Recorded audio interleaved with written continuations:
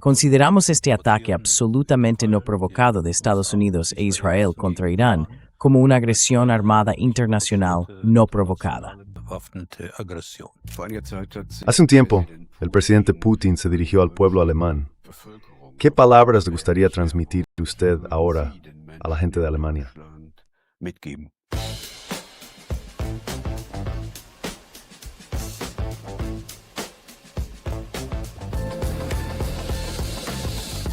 Gegen den Strom. Zur Person. Hola, bienvenidos a Contra la Corriente. Les presento posturas y perspectivas que los medios de propaganda ocultan. El ataque de Estados Unidos e Israel contra Irán, el 28 de febrero de 2026, ha hecho tambalear el equilibrio político mundial. Militarmente, Estados Unidos se vio sorprendido por la resistencia masiva y los contraataques de Irán. Estados Unidos se enfrenta ahora a la posibilidad de una derrota. Het eerste de stretchu der Earth, je koers der überkommt force. Die Weltökonomie an den Rand des Absturzes gebracht. Und seit längerem wird in Washington ein Kulturkampf. Desde hace ya un tiempo, en Washington se habla de una especie de guerra cultural entre el llamado Occidente de los valores y el resto del mundo. Hoy quiero hablar de ello con un diplomático ruso con mucha experiencia. Estudió filología alemana en la Universidad Lomonosov de Moscú. Lleva muchos años en el servicio diplomático. Trabajó en la sede del Ministerio de Asuntos Exteriores en Moscú y desde 2018 es embajador de la Federación de Rusia en Berlín. Hola, Sergei Nechayev. Muy buenas. Señor Nechayev, señor embajador, la guerra de Israel y de Estados Unidos contra Irán juega a favor de Rusia. Israels und der Vereinigten Staaten gegen den Iran, Russland in die Hände. Auf keinen Fall. Wir betrachten diesen Überfall. En absoluto. Consideramos este ataque, un ataque totalmente no provocado por parte de Estados Unidos e Israel contra Irán, como una agresión armada internacional no provocada. Es la valoración absolutamente clara del presidente, del Ministerio de Asuntos Exteriores y, en general, nuestra posición oficial. Irán no ha provocado a nadie. Todas las afirmaciones de que Irán posee o quiere utilizar armas nucleares no se han confirmado. Irán ha sido el país más inspeccionado por la Agencia Internacional de Energía Atómica, y esas inspecciones y pruebas no han encontrado ni un solo indicio de un arma nuclear. En cuanto a la energía nuclear con fines pacíficos de la que dispone Irán, eso es completamente legítimo. Das ist absolut legitim. Und Iran darf Atomenergie in friedlichen... Irán tiene derecho a usar la energía nuclear con fines pacíficos. Allí hay una central nuclear, como todos saben, en Bushehr, y eso es algo completamente normal. Por eso no había ningún motivo para iniciar ese ataque, esa agresión. La idea de cambiar el régimen es como mínimo contraproducente y no se puede justificar de ninguna manera. El Ayatollah Khamenei, que fue asesinado durante esta agresión, es y ha sido un líder espiritual absolutamente legítimo del pueblo desde hace más de 40 o 50 años. La población iraní lo respetaba y no tenía nada en su contra. Totalmente legítimo. Por eso se le llora tanto, y por eso en Irán se ha proclamado lo que llaman la Guerra Santa. Proklamiert. Das ist natürlich ein großer Fehler aus meiner Sicht. Desde mi punto de vista, eso ha sido un gran error por parte de los colegas estadounidenses y de los israelíes. Las consecuencias se notan por todas partes, y no se trata solo del estrecho de Hormuz y de todo lo que eso implica para el petróleo y el gas natural. Se trata de la desestabilización de toda la región, algo que ahora vemos con total claridad. Irán tiene derecho a la autodefensa y está llevando a cabo ataques en consecuencia también contra sus vecinos. Allí ha habido pérdidas, algo que lamentamos profundamente porque normalmente los países del Golfo son buenos socios nuestros y mantenemos con todos ellos muy buenas relaciones. Und wir haben mit allen sehr gute Beziehungen. Es geht bei weitem nicht Öl und Gas. No se trata, ni de lejos, de petróleo o gas. Algunos países simplemente tienen asociaciones estratégicas con ellos. Algunos han ofrecido buena mediación o servicios, buena ayuda, en el marco de nuestras relaciones, sobre todo en lo que respecta al conflicto en Ucrania. En realidad, tenemos buenas relaciones con todos. Me duele que ahora esa gente tenga que contar muertos y heridos. Y eso sin hablar de la energía. Nuestra central nuclear, Bushehr, que ya he mencionado, nos preocupa mucho porque podría producirse una catástrofe nuclear. Morirían personas inocentes. Y ese ataque contra la escuela de niñas en Irán, con 170 niñas muertas, eso por supuesto es una tragedia.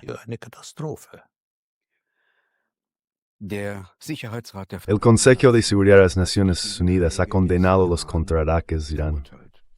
No Ford, Federación Rusa y plenamente se abstuvo. ¿Por qué?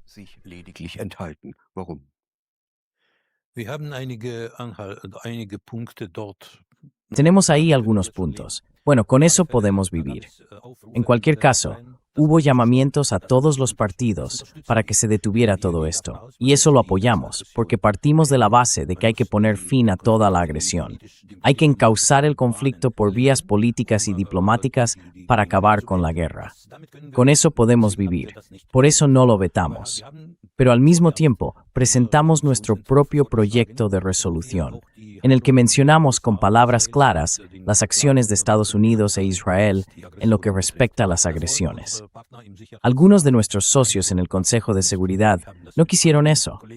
Lo coordinamos con otros colegas, pero los demás no lo aceptaron. Por eso apoyamos el proyecto de resolución de Bahrein, para que al menos no se pierdan las buenas intenciones.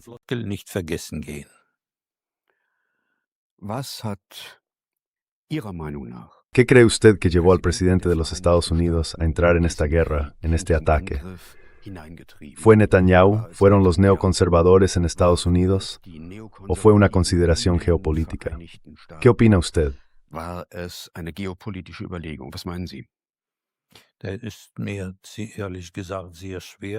La verdad, me resulta muy difícil meterme en la cabeza del presidente de Estados Unidos. No lo sé, sinceramente.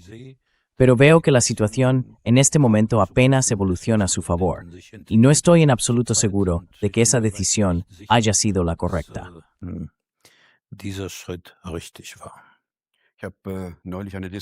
Hace poco di una charla y organicé un debate sobre la guerra en Oriente Próximo.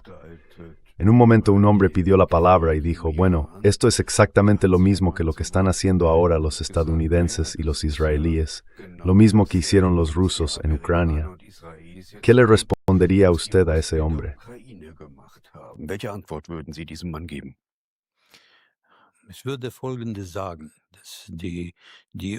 Yo diría lo siguiente. Las raíces del conflicto entre Rusia y Ucrania, del que tanto se habla hoy, son completamente distintas y tienen una larga historia. Probablemente hablaremos más de ello, porque tras la disolución de la Unión Soviética, algunos de nuestros colegas occidentales concibieron a Ucrania como un bastión, como una especie de anti-Rusia. Durante los años 90 y también en los 2000, diría yo, Ucrania fue preparada para ese papel de anti-Rusia, se la fue acercando a la OTAN y se fomentaron tendencias neonazis dentro de la sociedad. Y esas fueron, diría claramente, las razones por las que no podíamos tolerar esa situación. Reconocimos a Ucrania en 1991 como un Estado independiente, después de que en julio de 1990, si no me equivoco, Ucrania aprobara una declaración de independencia en la que se proclamaba como un Estado libre de armas nucleares, no alineado y neutral.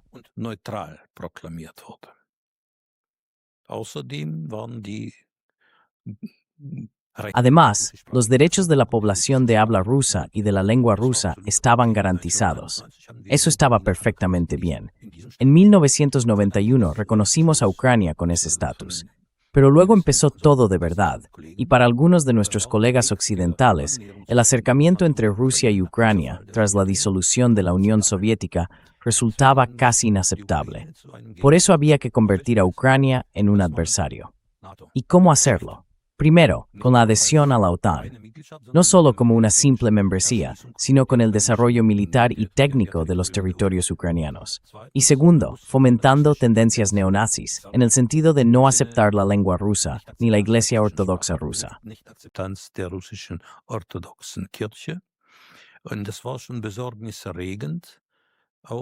Y fue realmente preocupante ver que incluso los antiguos colaboradores nazis, ya desde la Segunda Guerra Mundial, aparecían en las banderas de la nueva revolución ucraniana. Bandera y Shukevich son para la antigua Unión Soviética criminales nazis absolutamente claros. Pero sus nombres estaban en las banderas de la llamada Revolución de la Dignidad. Y eso para nosotros era inaceptable, porque las ideas neonazis, las ideas antirrusas, las ideas racistas, para nosotros son, digamos, genéticamente inaceptables. Perdimos muchísimo en la Segunda Guerra Mundial. ¿Sabe? 27 millones de personas, víctimas del régimen nazi. Así que, sencillamente, no podemos tolerarlo. Y quizá algunos colegas occidentales aprovecharon eso para que no lo aceptáramos. En realidad, nosotros no queríamos esta guerra. Eigentlich wollten wir diesen Krieg nicht. Und wir machen heute alles, damit dieser Krieg aufhört. Y hoy hacemos todo lo posible para que esta guerra termine. Pero todo esto empezó, y no fue algo provocado ni iniciado por nosotros. Después del famoso Maidán, que nosotros consideramos un golpe de Estado claramente inconstitucional, todo aquello se podría haber suavizado o resuelto si nuestros colegas occidentales, que actuaban como patrocinadores o mediadores de la revolución, o entre el presidente Yanukovych y la oposición que estaba entonces en la mesa, lo hubieran gestionado adecuadamente. Pero el nuevo gobierno del Maidán comenzó las acciones armadas contra las regiones de habla rusa de Ucrania, que no aceptaron ese golpe de Estado. Staatsstreich nicht akzeptiert haben. Und das war natürlich in erster Linie die Krim. Y eso fue, por supuesto, sobre todo Crimea y el sureste, es decir, Donetsk, Lugansk y las demás regiones. Y ahí empezó la llamada operación antiterrorista. Nosotros intentamos resolver la situación. En 2015, como usted y sus espectadores seguramente saben, se firmaron en Minsk los acuerdos correspondientes al más alto nivel por el presidente de la Federación Rusa, el presidente de Ucrania, la canciller alemana y el presidente de la República Francesa. Se elaboró un plan según el cual las regiones del sureste de Ucrania debían permanecer dentro de Ucrania. Pero para eso, Kiev tenía que cumplir ciertas condiciones. Musste Kiew einige Voraussetzungen schaffen. Nicht mal eine Position dieses Planes wurde. Ni siquiera se llevó a cabo una sola parte de ese plan. Es más tarde supimos que ese tampoco era el objetivo de nuestros colegas occidentales. Lo que querían era ganar tiempo para que Ucrania aumentara su potencial armamentístico, su capacidad militar. Y así siguieron, porque el desarrollo militar y técnico de Ucrania avanzaba, y eso ya empezaba a ser un poco peligroso para nuestra seguridad. Por eso, en diciembre de 2021, presentamos un documento correspondiente a los Estados Unidos, a la administración de Biden de aquel momento, a los colegas de la OTAN y creo también a la OSCE. En ese documento incluimos nuestras propuestas para regular la situación. Regelung der Situation untergebracht haben. Einen dazu, das ist die Frage der Precisamente sobre eso, la cuestión de la adhesión a la OTAN. Pero nos dijeron simplemente, eso no os incumbe, es asunto de Ucrania y punto. Luego todo empezó de verdad en febrero de 2022, aunque a finales de marzo conseguimos mediar por tercera vez, cuando recibimos por parte ucraniana un plan para un acuerdo de paz. Dijimos, de acuerdo, sobre esta base podemos hablar. En aquel momento incluso retiramos nuestras tropas. Pero entonces apareció aquel famoso político británico y prohibió a los colegas ucranianos firmar ese documento. Y a partir de ahí, todo volvió a estallar. No hubo nada que hacer. Así fue la historia de este conflicto.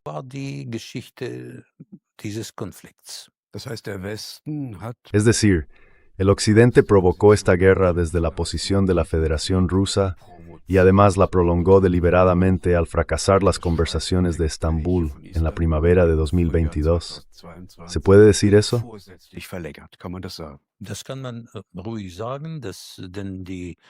Se puede decir sin problema, porque el debilitamiento de la Federación Rusa fue, para ciertos sectores de la política occidental, probablemente el objetivo principal de todo este conflicto. El debilitamiento de la Federación Rusa, e incluso quizá algo más, su desintegración progresiva y la consiguiente explotación de, diría yo, la información rusa. Quizás sea exagerado decirlo así, pero tampoco puedo descartarlo del todo. Por eso, el detonante de toda esta historia fue, por supuesto, la futura adhesión de Ucrania a la OTAN, con todas las consecuencias que eso implica, porque el despliegue de lanzaderas y la instalación de distintos misiles con un tiempo de vuelo de 8 a 10 minutos hasta Moscú y San Petersburgo, eso ya es demasiado.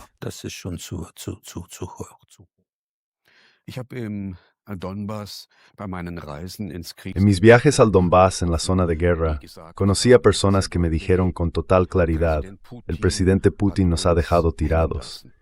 Tendría que haber intervenido ya en 2014. ¿Por qué no reaccionó militarmente la Federación Rusa en aquel momento?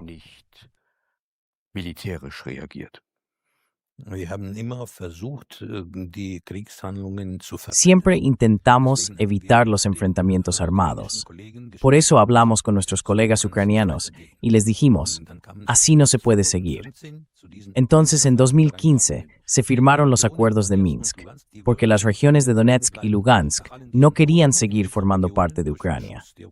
Después de todas esas muertes en esas zonas, causadas por los bombardeos de las fuerzas ucranianas y por la llamada operación antiterrorista, no querían continuar. Pero el presidente Putin y la parte rusa dijeron, quedaos en Ucrania, pero ahora vamos a negociar con el liderazgo ucraniano, con el apoyo de los mediadores occidentales, colegas de Alemania y Francia, que actuaron como copatrocinadores, para que el gobierno ucraniano estableciera un estatus especial para Donetsk y Lugansk, para que al menos dejaran de ser atacados y pudieran conservar sus derechos y libertades. Eso fue lo que conseguimos entonces en Minsk. Pero, por desgracia, nuestros socios occidentales no hicieron nada para que Ucrania cumpliera con esas obligaciones.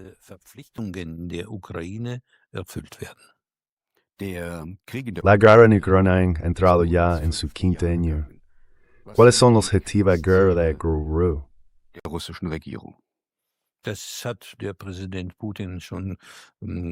Eso lo ha dejado claro el presidente Putin en varias ocasiones. Nosotros decimos, bajo ningún concepto, ingreso en la OTAN. Neutralidad, sin alianzas militares, sin estatus nuclear. Circulan varios rumores. Se comenta que Ucrania vuelve a mostrar interés por la llamada bomba sucia, y ese tema aparece de vez en cuando en el debate público. Hemos oído distintas cosas, distintas declaraciones, desde el Reino Unido, desde Francia, sobre las armas nucleares, y eso, por supuesto, es preocupante para la judicial. Es la OTAN. Es that. Y normales perstuan desde Twitter porque el idioma ruso está prohibido por ley. Y las of the por ley. Die russische orthodoxe Kirche ist gesetzlich verboten. Die russische Kultur ist La cultura rusa está, como suele decirse, cancelada. O, dicho en buen alemán, ya no funciona. Nuestra historia común ya no funciona. Los monumentos a los escritores rusos, a los representantes de la cultura rusa, están siendo derribados. Incluso nuestra historia compartida en la Segunda Guerra Mundial ya no se acepta, y eso lo consideramos manifestaciones neonazis. Y no solo no se frenan ni se impiden, sino que se fomentan. Y eso también es una evolución muy peligrosa. Además, no queremos, en absoluto, que allí se despliegue un enorme ejército, y mucho menos unidades de origen extranjero. Eso tampoco es aceptable para nosotros. En fin, eso es parte de la situación. In jüngerer Zeit hat Präsident Putin, aber auch Außenminister Sergei Lavrov öfter mal den Begriff Neurussland ausgesprochen. Und wenn ich geschichtlich richtig orientiert bin, sind das die alten katharinischen Gebiete von Katharina II. Und diese Gebiete schließen auch die einstmals russische Stadt Odessa ein. Können wir mit einem Angriff, mit einem Zangengriff der russischen Armee auf Odessa rechnen? Um Gottes Willen, ich bin auf keinen Fall Orakel von Delphi. Por el amor de Dios. De ninguna manera soy el oráculo de Delfos, señor Barth. Sobre eso no quiero discutir en absoluto, pero tiene usted toda la razón. La llamada Nueva Rusia son las regiones que en su día fueron desarrolladas por Catalina II y por el príncipe Potemkin. Y en realidad, todo lo que hoy sigue existiendo allí fue organizado por Rusia, la industria, las zonas mineras de carbón y muchas otras cosas. Era una región industrial, Numatsk Kanto Center Industrial Ukraine. Kahit for the 50% akbengt mittekonomiki Preis, it has dem únicamente con Russias. Die Ukraine wurde nur mit Russland abgewickelt. Und die Leute sprechen dort Russisch, die Kultur. Y la gente allí habla ruso. La cultura es y siempre ha sido rusa. También la iglesia es rusa, por no hablar de los millones de lazos familiares entre las personas que vivían allí y las que viven en Rusia, en todas esas regiones cercanas a la frontera. Bueno, lo diría con franqueza, es su pueblo. Es un solo pueblo. No se puede distinguir si los nombres son ucranianos o rusos solo con oírlos. Son exactamente iguales, igual que en nuestro país. Absolut gleich, wie auch in unserem Staat. Seit den Gesprächen von Desde las conversaciones entre el presidente Trump y el presidente Putin, el pasado agosto en Anchorage, Alaska, las negociaciones entre Estados Unidos y la Federación Rusa se llevan a cabo con la máxima discreción. Da la impresión de que esos diálogos no avanzan con rapidez, que incluso se están quedando atrás, que la guerra con Irán está ocupando el primer plano y que la parte estadounidense ha perdido el interés. ¿Puede decirme si todavía hay una esperanza de una solución negociada para la Ucrania? Wir sind für eine Verhandlungslösung. Estamos a favor de una solución negociada. Valoramos los intentos de la nueva administración estadounidense, del presidente Trump, de resolver el conflicto por la vía política y diplomática, porque la anterior administración de Estados Unidos, como se dijo, no tuvo nada que ver con una solución pacífica. Y desde nuestro punto de vista, el presidente Trump es sincero en su empeño por resolver el conflicto en Ucrania. Las conversaciones fueron realmente serias y positivas, también en cuanto al ambiente que hubo en Alaska. En aquel momento, las propuestas correspondientes de la parte estadounidense fueron aceptadas por nosotros como un compromiso. Y sobre esa base, pudimos seguir negociando. Wir weiter verhandeln. Einige realen Ergebnisse wurden Se han conseguido algunos resultados reales y se trataba, digamos, de la dimensión humanitaria, el intercambio de cuerpos, el intercambio de prisioneros de guerra, varias rondas. Eso fue positivo. El llamado plan de 28 puntos, ese no lo he leído, por desgracia, pero bueno, estas señales positivas de la administración estadounidense no fueron bien recibidas por todos en el mundo, incluidos nuestros colegas europeos. Y eso es realmente muy, muy lamentable. En realidad, debería haberse celebrado la siguiente ronda. Pero eso fue antes del conflicto en Oriente Próximo, que tuvo lugar en un país del Golfo. Golfanrainerstaat. Da wurde das auch gedacht, nicht nur in Genf oder in der. Eso también se pensó, no solo en Ginebra o en Estambul, aunque también allí. Pero ahora hay una pausa.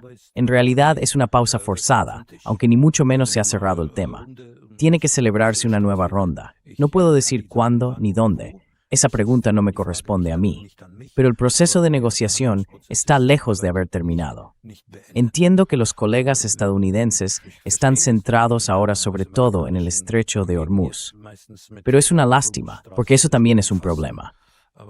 Yo diría que una de las consecuencias del conflicto en Oriente Próximo es que las negociaciones que mantienen los ucranianos tampoco avanzan. Was die Ukrainer nicht vorankommen. Si recuerdo la conferencia de seguridad de Múnich de febrero, el secretario de Estado estadounidense Marco Rubio habló de una especie de guerra cultural de la civilización occidental contra el resto del mundo. No se puede hablar en serio de acercamiento en esas condiciones. ¿Cómo valora usted la conferencia de seguridad de Múnich? Na, schauen Sie mal, also wir hatten früher. Bueno, mire, antes también teníamos muy buenas relaciones con la OTAN. En los años 90 incluso creamos un consejo conjunto, pero luego la OTAN siguió su propio camino.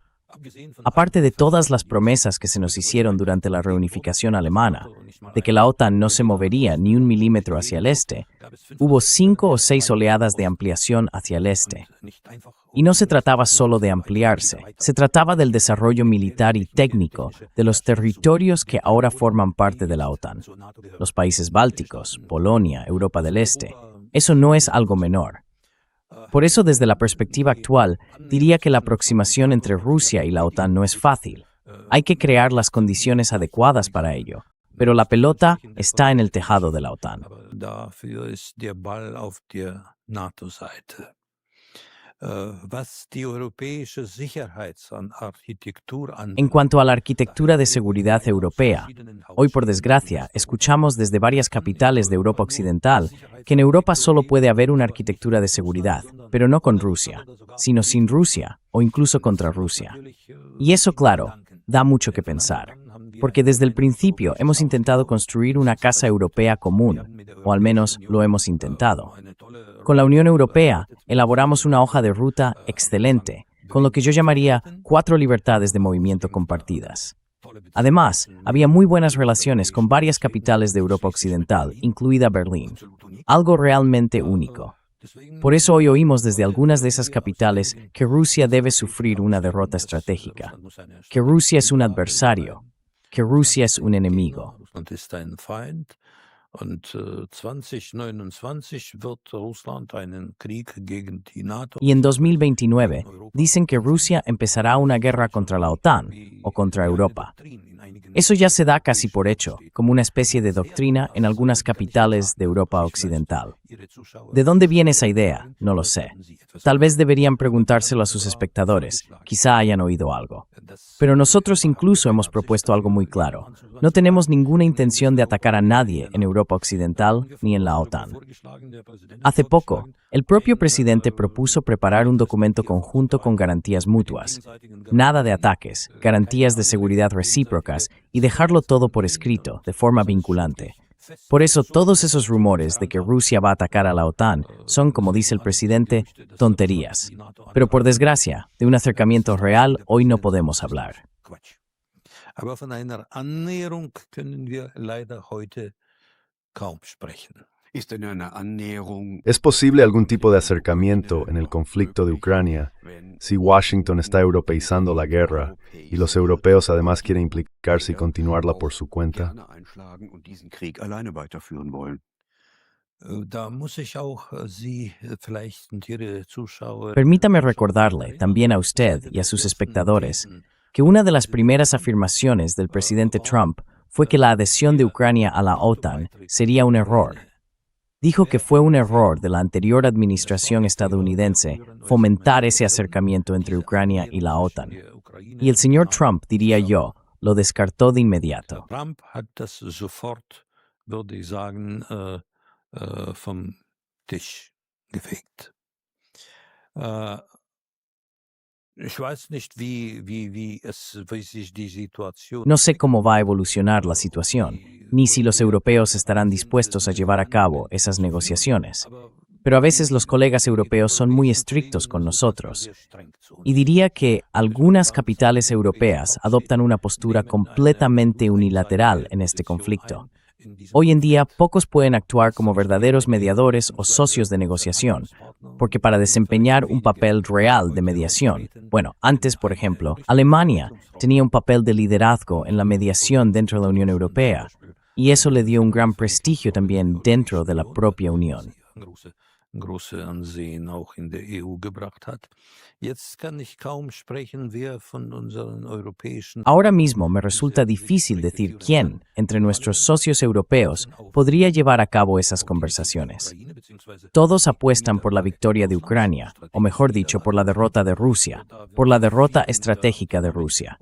Se están tomando muchas medidas para imponer todo tipo de sanciones contra Rusia, para apoyar al régimen de Kiev en los ámbitos financiero, económico y militar, y para hacer todo lo posible por debilitar o limitar aún más a Rusia. Y esa es una posición complicada para cualquier interlocutor en una negociación. Normalmente, habría que mostrar un poco más de objetividad. muss man mehr Objektivität an den Tag legen. Der deutsche Außenminister Johann Wadephul El ministro de Asuntos Exteriores alemán, Johann Wadephul, ha dicho que Rusia será siempre nuestro enemigo. Hemos oído declaraciones parecidas de la señora Kallas, la alta representante de la Unión Europea, y también de la presidenta de la Comisión, Ursula von der Leyen. Y cuando hablo con mi buen amigo Michael von der Schulenburg, diputado en el Parlamento Europeo, me dice, no te puedes imaginar lo que pasa aquí. Quieren la guerra. ¿Se puede negociar con gente así o hay que esperar a que se les acabe el tiempo? Oder muss man warten, bis ihre Zeit vorbei ist?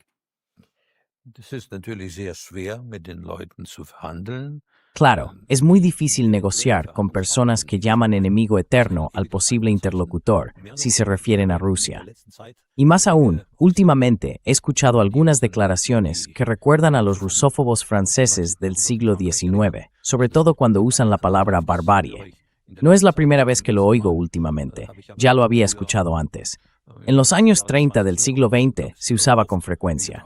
Hoy lo escucho con especial asombro. En fin, los colegas que usted ha mencionado no muestran hasta ahora ninguna señal de querer dialogar. No vemos ni siquiera indicios de un deseo de proponer un plan de paz. Y tampoco hay señales de disposición a negociar. Ni siquiera desde Berlín hemos oído esas señales hasta ahora. Diese Signale bis jetzt nicht. Seit Mai ist die neue Bundesregierung an der Desde mayo, el nuevo gobierno federal está al frente en Berlín. Y hasta ahora no hemos visto ni una sola propuesta, ni una sola disposición a dialogar, ni siquiera señales o indicios. Bueno, por nuestra parte, ya sabe, estamos dispuestos a mantener un diálogo constructivo con todos, en igualdad de condiciones, de forma equitativa, sin sermonear, sin ultimátums, sin señalar con el dedo. Eso, la verdad, no nos resulta especialmente agradable. Pero sí, en igualdad, de manera constructiva y equitativa, para que también se respete nuestra posición. Y eso es importante para nosotros.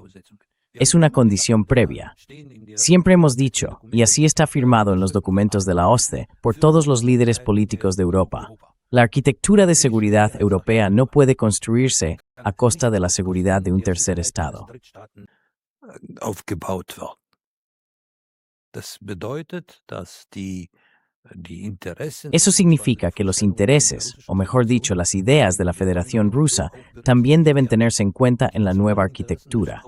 Los intereses nacionales deben considerarse igualmente. A propósito, usted acaba de mencionar al secretario de Estado, el señor Rubio, y se le atribuyen las siguientes palabras.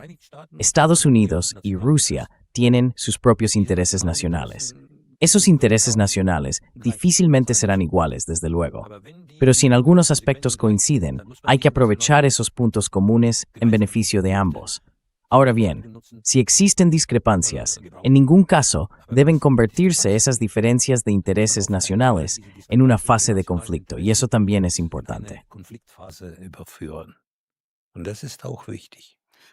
¿Cuáles serían, en su opinión, elementos centrales de una arquitectura paneuropea?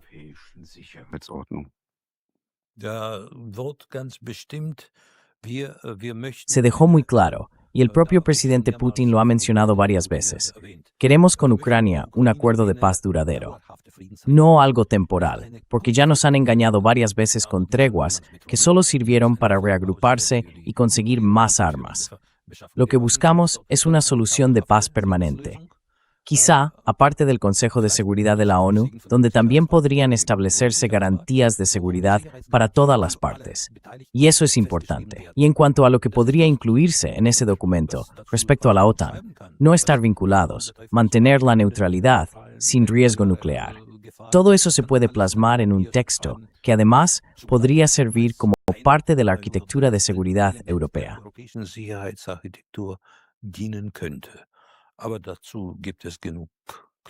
Pero para eso hay suficientes mentes brillantes. Usted acaba de mencionar el Consejo de Seguridad de las Naciones Unidas, que podría aprobar un orden de seguridad europeo. Ahora bien, el presidente Putin no ha descartado participar en el Fondo de Paz del presidente estadounidense Trump, sino que ha dicho que el capital podría provenir de los activos rusos congelados. Pero precisamente ese fondo de paz es en realidad un ataque a las Naciones Unidas. ¿O me equivoco?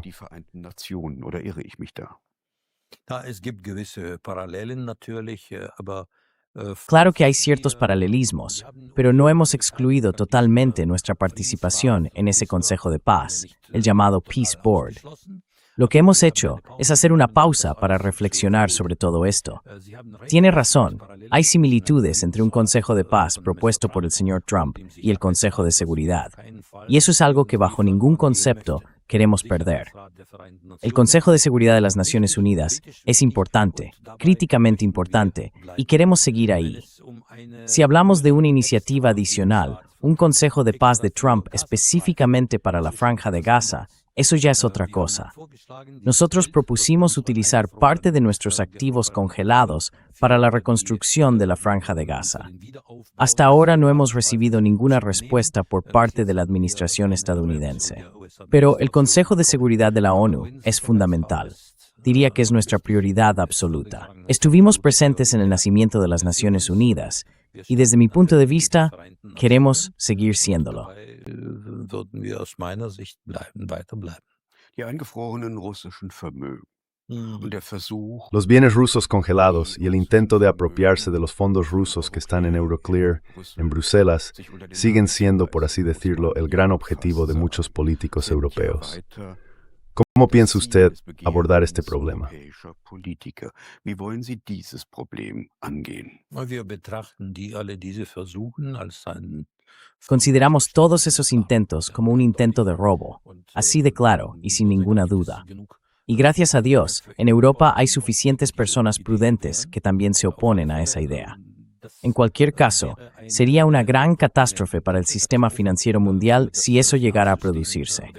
La credibilidad de todas las instituciones financieras europeas quedaría seriamente en entredicho. Y no solo en lo que respecta a nuestros activos, sino también a muchas otras sumas procedentes de distintas partes del mundo. Además, por supuesto, no vamos a permitir que nos roben nuestro dinero, así como así.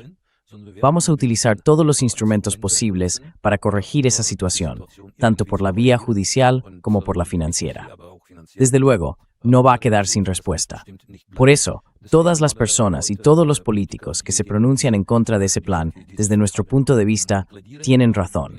Sería un mal precedente para todo el mundo. ein schlechter Präzedenzfall für die ganze Welt. Das heißt, die russische Quiere decir que la Federación Rusa recurriría a tribunales internacionales de arbitraje y esperaría una sentencia al respecto. auf ein entsprechendes Urteil warten. Wir finden ganz Encontraremos sin duda medios legales, pero también económicos y financieros. De eso tenemos de sobra. Das haben wir genug. Das bedeutet, ¿Eso significa confiscar activos occidentales, es decir, bienes en Rusia? in Ich Russland. würde Yo les insisto de forma más concreta. sparen. Der New Start-Vertrag ist im Februar ausgelaufen. El tratado New START expiró en febrero. Ahora, a partir de este año, se prevé que Estados Unidos despliegue nuevos misiles exclusivamente en Alemania. Yo mismo he visto en Rusia que la Federación Rusa también sigue rearmándose y ampliando sus arsenales de misiles. ¿Estamos ante una nueva carrera armamentista? ¿Se convertirá Alemania en el centro de un nuevo conflicto aún más tenso? Fokus eines neuen, verschärften Konflikts stehen. Ja, wir haben vorgeschlagen, abgesehen davon, dass Propusimos, aparte de que nuestros colegas estadounidenses habían abandonado varios de los acuerdos más importantes, como el Tratado INEF, el Tratado de Cielos Abiertos o el acuerdo con Irán, del que se retiraron de forma unilateral, propusimos, decía, establecer una moratoria y mantenernos en los puntos esenciales de esos acuerdos, aunque el tratado en sí ya no existiera. Y esa moratoria la hemos mantenido hasta hoy. Nuestros colegas estadounidenses no respondieron a nuestra propuesta. Una lástima, porque se trata de los acuerdos más importantes para la estabilidad global. No era eso lo que queríamos.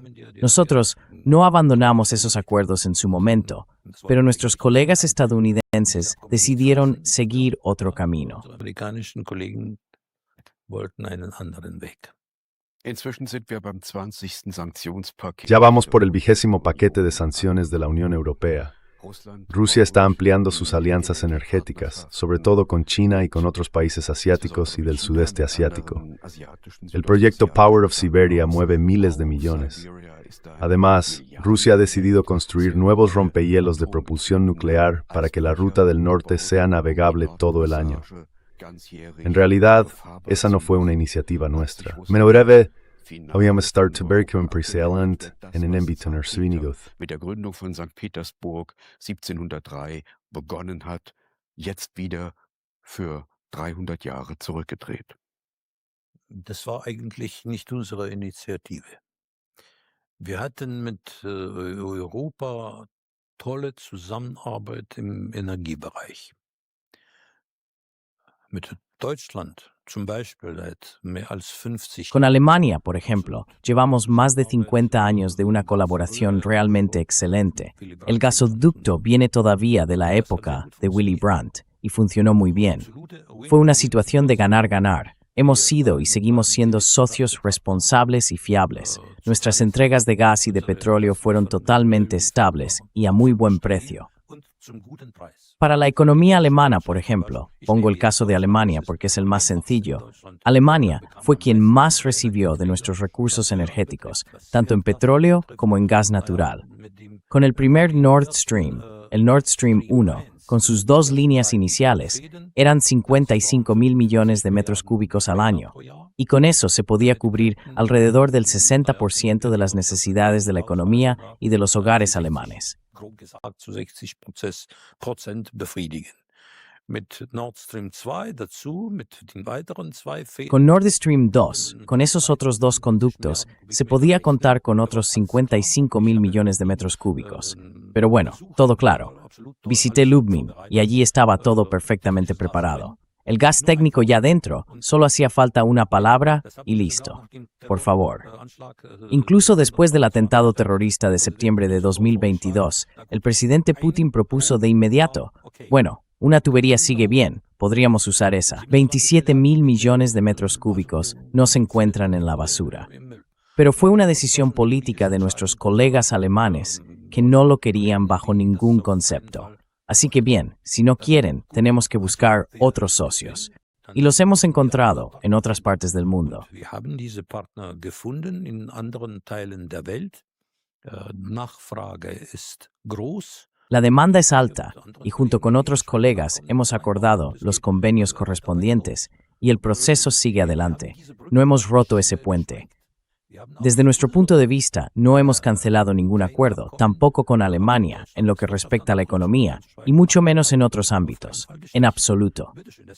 Esa es la cuestión de los acuerdos.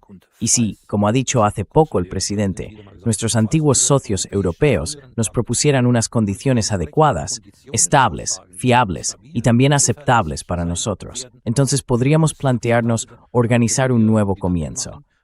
Pero por desgracia, hasta ahora no escuchamos ninguna propuesta de ese tipo desde las capitales occidentales, tampoco desde Berlín. ¿Quién cree usted que volar realmente el gasoducto Nord Stream? Sehr gute Frage, das möchte ich auch wissen. Muy bien, muy buena pregunta. Yo también quiero saberlo. De hecho, llevamos queriendo saberlo desde septiembre de 2022. Fue un atentado terrorista. Eso ya lo han reconocido todos, tanto el anterior gobierno federal como el actual. Es un atentado terrorista, está claro. Un crimen contra la infraestructura energética crítica internacional de Europa. Porque ahí no solo están implicados los alemanes y los rusos, sino también varias empresas de países de Europa Occidental. Los daños son enormes, también para el medio ambiente, por no hablar de eso. Y nadie sabe quién organizó todo esto. Hay un colega ucraniano por ahí, sí, y otro que fue liberado por Polonia. Pero nadie sabe quién lo organizó ni quién está detrás. Es importante averiguarlo, porque si no, nuestros colegas occidentales estarían creando un precedente peligroso. Dejar impune un atentado terrorista contra la infraestructura europea es algo muy grave, ¿sabe? También de cara al futuro.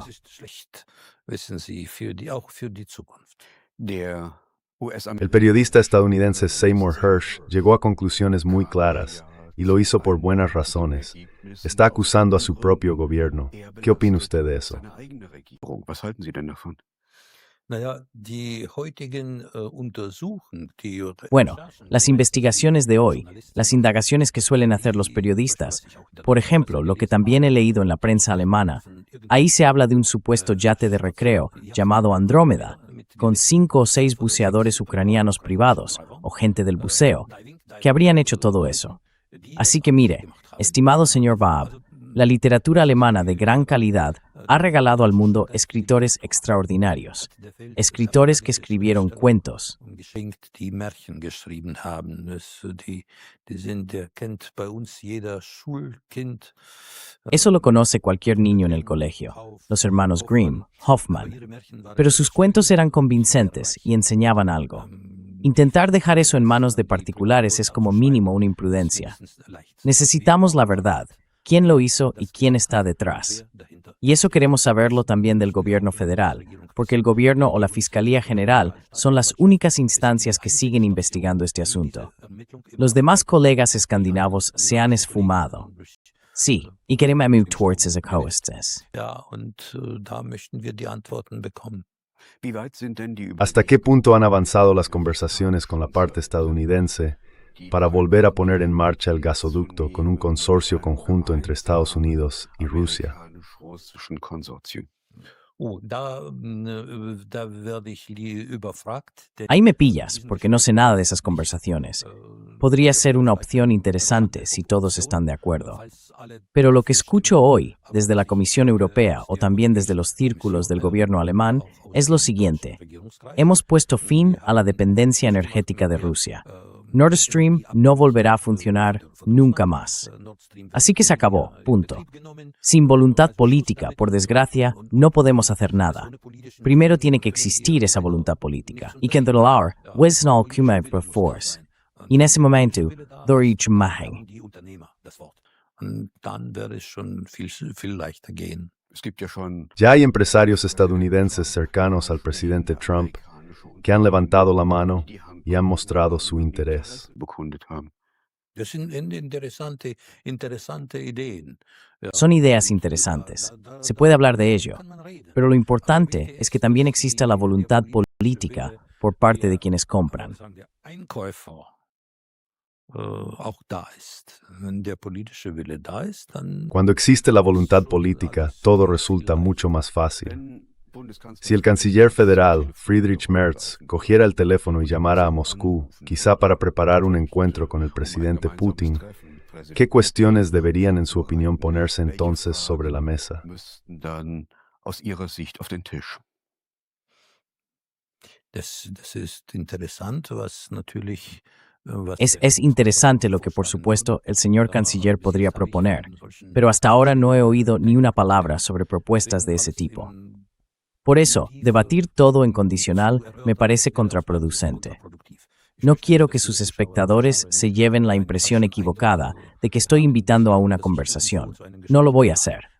Hasta ahora no hemos visto, diría yo, señales de ese tipo de deseos o de disposición al diálogo. Más bien, seguimos oyendo que todavía es demasiado pronto para hablar con nosotros.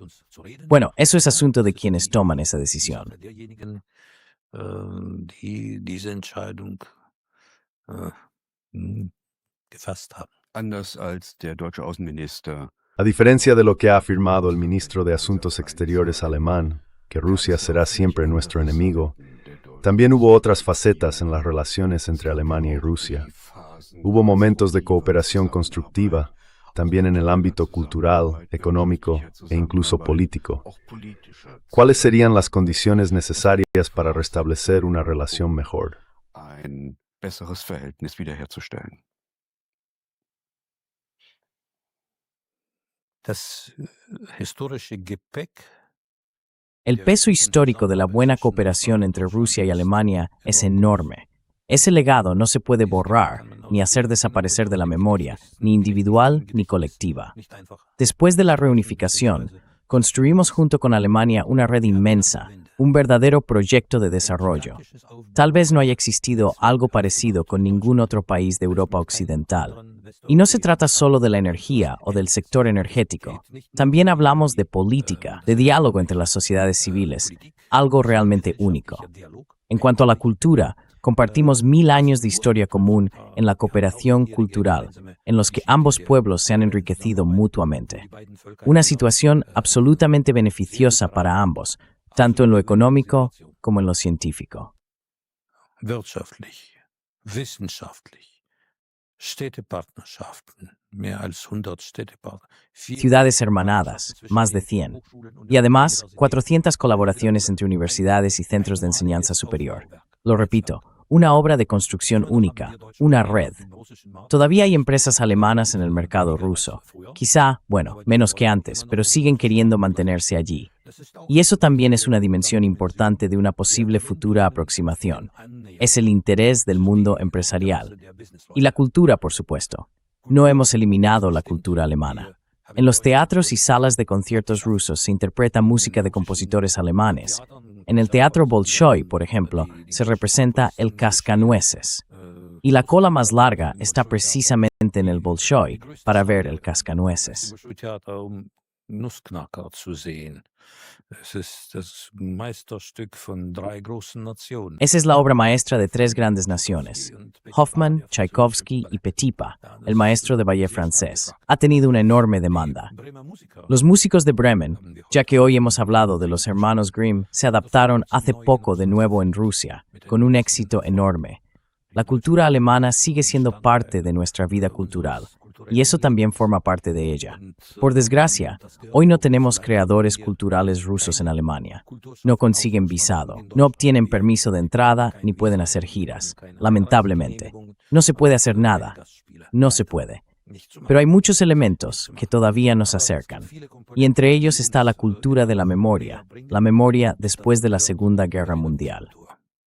Die Erinnerungskultur nach dem Zweiten Weltkrieg, Sie wissen, wir haben in Deutschland Como saben, en Alemania hay más de 4.000 tumbas de guerra soviéticas, donde descansan más de 700.000 personas soviéticas de distintas nacionalidades. Nosotros no dividimos la victoria en esa guerra contra el nazismo por nacionalidades. Allí están los ucranianos, los bielorrusos, los kazajos, los judíos, todos descansan uno al lado del otro.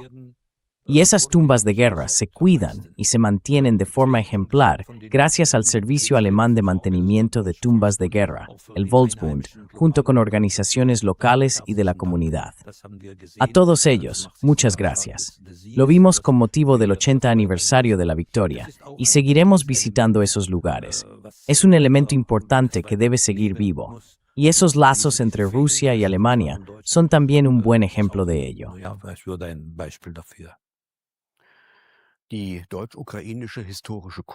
La Comisión Histórico-Alemana-Ucraniana se esfuerza por reinterpretar el golpe del Maidán como una revolución de la dignidad. Muchos historiadores alemanes describen hoy el Holodomor, la catástrofe del hambre en el sur de Rusia, como un arma de hambre contra Ucrania. En el día de conmemoración de la victoria sobre la dictadura de Hitler, los visitantes normales, salvo los representantes de la embajada, ya no pueden llevar la cinta de San Jorge. ¿Estamos aquí ante una especie de guerra cultural?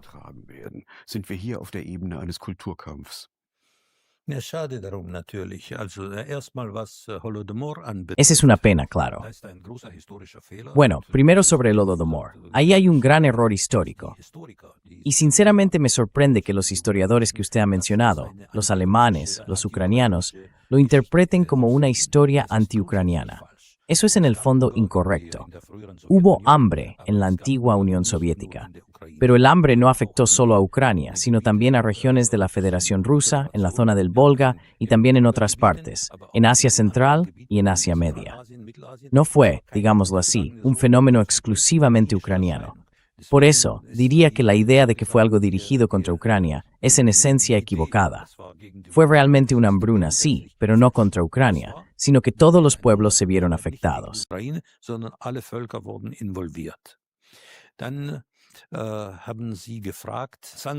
Luego me preguntaron por la cinta de San Jorge. Bueno, para empezar, es cierto que durante las tristes conmemoraciones del fin de la guerra, nos enfrentamos a la prohibición de esa cinta. Los ciudadanos rusos no pueden llevar uniforme militar, no pueden cantar canciones de la Segunda Guerra Mundial. Y eso es muy triste, porque son nuestros símbolos históricos. Además, la cinta de San Jorge, no tiene nada que ver ni con Ucrania ni con Alemania. Como sabrán sus espectadores, fue creada por Catalina II, allá por el siglo XVIII. No tiene ninguna relación con la actualidad, pero valoramos esos símbolos históricos y nos gusta utilizarlos. Lamentablemente, la Comisión de Historiadores, la Comisión Ruso-Alemana de Historiadores, ya no funciona. Pero eso, desde luego, no fue iniciativa nuestra. Der Krieg in der Ukraine, der Krieg. El historiador francés Emmanuel Todd interpreta la guerra en Ucrania y la guerra contra Irán como dos conflictos dentro de la lucha por el declive de Occidente. Sobre eso ha escrito un libro. Estamos entonces ante un enfrentamiento entre las fuerzas que quieren mantener un mundo unipolar bajo el liderazgo de Estados Unidos y aquellas que buscan un mundo multipolar, agrupadas en torno a Pekín y Moscú. ¿Cómo interpreta usted esta lucha histórica?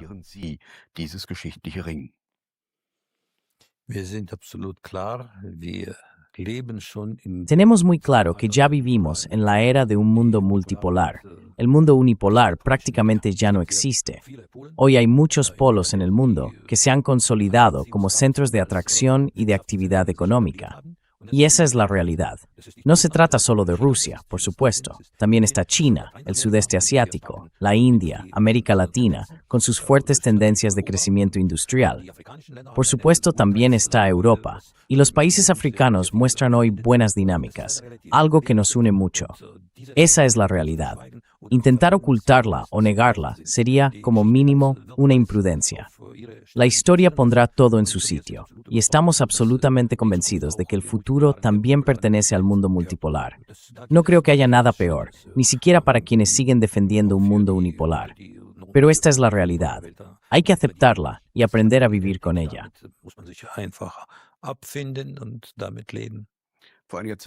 Hace un tiempo, el presidente Putin se dirigió al pueblo alemán. ¿Qué palabras le gustaría transmitir usted ahora a la gente de Alemania?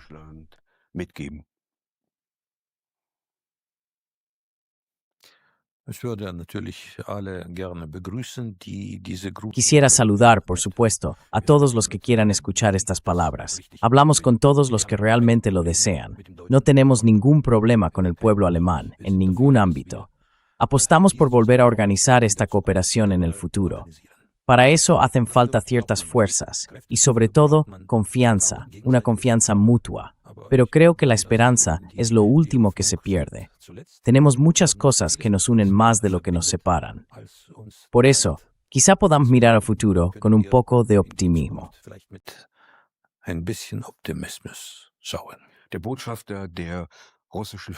El embajador de la Federación Rusa en la República Federal de Alemania, Sergei Nechayev, dice: Rusia no tiene ningún problema con el pueblo alemán. La puerta al diálogo está abierta, y así es como deberíamos mirar hacia el futuro. Muchas gracias por ello. En A Contracorriente presentamos posturas y perspectivas que los medios de propaganda prefieren ocultar. Welche die Propagandamedien verschweigen.